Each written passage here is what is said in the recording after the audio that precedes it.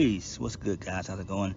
Hope you guys are doing well. Let's talk about Impact Wrestling for July the 14th, 2022. So, this was an okay show, to say the very least. They didn't even hype up the main event at all during the show.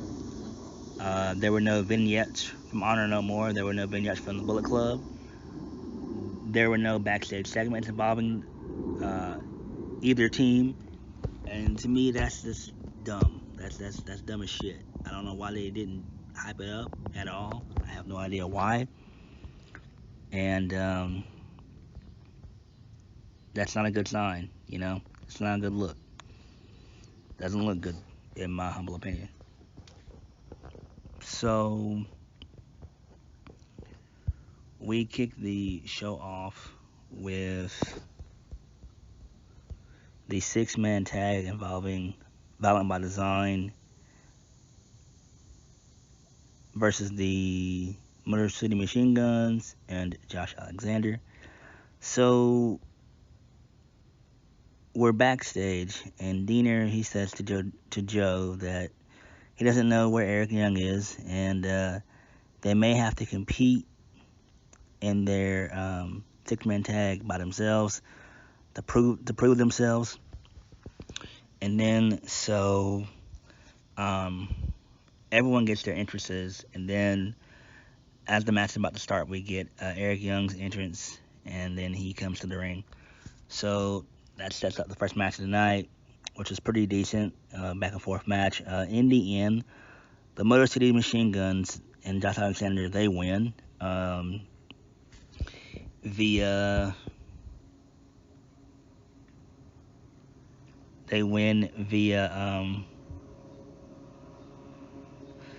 the Border City stretch.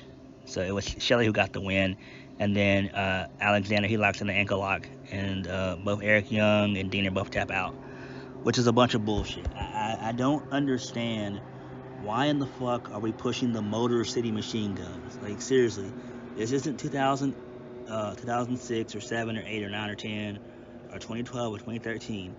Why in the fuck are we pushing Motor City Machine Guns? Why? I don't understand. I don't get it. Post-match, Chris Sabin gives Josh Alexander the Impact World Championship, but he holds on to it for a second longer, and then Josh grabs it back, and this seems to be setting up a match between the two. Later on in the night, we then have the Motor City Machine Guns that go to Scott D'Amore, and he basically says, sure, I know that you guys want a shot at Josh Alexander. That's fine. You guys deserve it. You guys worked hard for it. He's talking about Chris Sabin and Alex Shelley, and then he says, well, next week it'll be machine gun versus machine gun, Alex Shelley versus Chris Sabin, and the main event winner will go on to face Josh Alexander at Emergence for the Impact World Championship. And I'm like, what the fuck? This is a bunch of bullshit. It's stupid. We already know that Chris Sabin's gonna win. Like, it's a no-brainer. We know.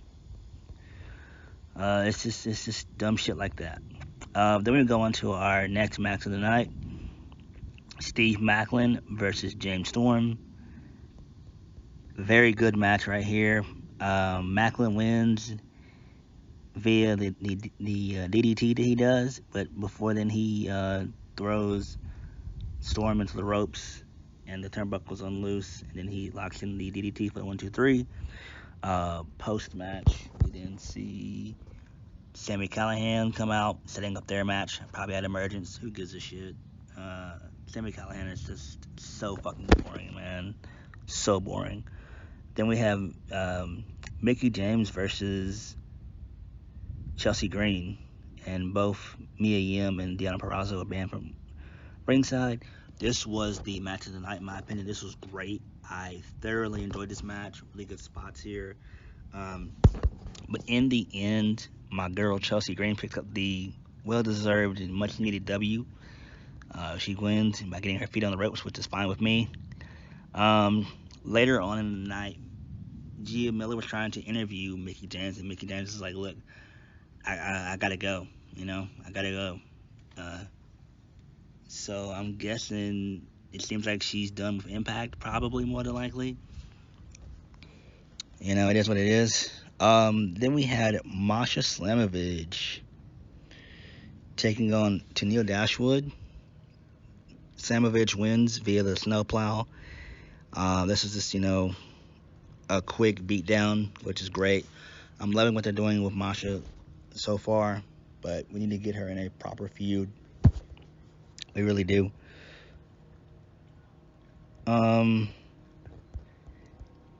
Then we had the Taya Valkyrie Rosemary segment. So Taya walks up to Rosemary and she says she's sorry for, that she's late. She wanted to look good, and Rosemary tells her her looks don't matter in the undead realm, and says she'll keep her safe as long as she listens. Rosemary then says they'll get in and get Havoc and get out. They transport themselves to the undead realm, and then Rosemary welcomes her to her home. Rosemary tells her to stick close and not to follow the light. Then both of them, they wander throughout the dimension. Valkyrie, she gets scared by a behemoth sound, which is awesome. Then a light catches Valkyrie's eye, and then she heads towards it. Rosemary continues to ramble on. Then Valkyrie is teleported to a bright white space, and then she plans to decorate the space, and then she bumps into Havoc. As Rosemary knows she's gone, then she heads towards the light and enters the bright light white space, and then she sees a figure and then goes towards them. The figure is Havoc, and then Valkyrie says she sees Rosemary has met Jessica, and then the scene goes back, and that was it. So I'm like, what the fuck are they doing here? I mean, I'm guessing they're just going to give her a new character for Havoc, which is fine. I mean, we all know her real name, Jessica anyway, so it doesn't really matter. This is interesting to see where it goes, but to me, this was just a waste of fucking time. It was nonsensical, very WWE-esque in my opinion. I just did not like that at all. We could have avoided that. And then we had the main event, Honor No More, featuring Eddie Edwards, Matt Taven, Mike Bennett, and Kenny King versus the Bullet Club, Anderson and Gallows, Ace Austin, and Chris Bay. Before the match, he comes out, he takes out Vincent with the wake-up call, so they're still going to continue that story going forward. I don't see why. Who really cares? I mean, obviously, it's not going to lead to anything. I would imagine I could see probably Heath taking on Eddie Edwards at Emergence, and if Heath wins, Honor No More is disbanded. I think that's what they're probably going to go with this, in my opinion. So, but I don't see him continuing on for like 4 weeks to just do wake-up calls week after week after week after week. That would get annoying, and it wouldn't go anywhere. So I think that's where everything's going to lead when it comes to Honor No More. The match itself was decent. In the end, Honor No More, they pick up the well-deserved W. So Edwards, he hits the Boston Knee Party, and then Taven, he hits the Aurora Borasis Splash for the 3. Honor No More, they celebrate, and then we go off the air, and that was the show. Not really much to talk about, not really much to dive into. This was just another random edition of Impact. Impact's gonna have to start trying harder, start trying to do better. Emergence is shaping up to be an okay show, but not anything to be overly concerned about. Oh, I forgot to mention, we Still got another cool vignette for Killer Kelly, so that's gonna be really cool right there. She'll probably make her debut at Emergence anyway. That's where all signs seem to be pointing to. Because why would she make her debut at a random episode of Impact? It just doesn't make any sense. So I'm fine with us getting 4 more weeks of this vignette. I'm kind of fine with it, you know. So I did enjoy that vignette. My thing is, I just hope they have plans for her when she comes into Impact. I hope they have real serious plans for her. They got to put her in a legit feud, you know, starting out. I mean, I don't know who, but she's gonna have to fight with somebody. She's gonna have to feud with somebody. I don't know who.